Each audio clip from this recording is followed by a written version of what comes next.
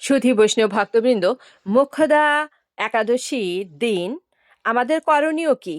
ওই দিন শ্রীমদ্ ভগবদ্ গীতার জন্মদিন, অর্থাৎ জন্ম জয়ন্তী। আমরা অবশ্যই জন্ম জয়ন্তী পালন করব। কিভাবে করব? শ্রীমদ্ ভগবদ্ গীতাকে ফুল, তুলসী, মালা, চন্দন দিয়ে পুজো করব। ঠিক আমরা ভগবানকে যেভাবে পুজো করি।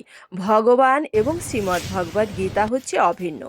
যেহেতু জন্মজয়ন্তী শ্রীমদ্ ভগবদ্ গীতার, এই কারণে আমরা ওই দিন অবশ্যই ফুল, চন্দন, মালা ইত্যাদি শ্রীমদ্ ভগবদ্ গীতাকে পড়িয়ে পুজো করব।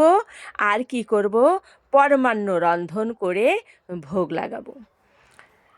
দুধের পরমান্ন রান্না করে শ্রীমদ্ ভগবদ্ গীতাকে ভোগ লাগাবো, অর্থাৎ ভগবানকে ভোগ লাগানো আর শ্রীমদ্ ভগবদ্ গীতাকে ভোগ লাগানো একই কথা। আর ওই দিন অবশ্যই শ্রীমদ্ ভগবদ্ গীতা পাঠ অবশ্যই কর্তব্য। পুরো গীতা আমরা পাঠ করব।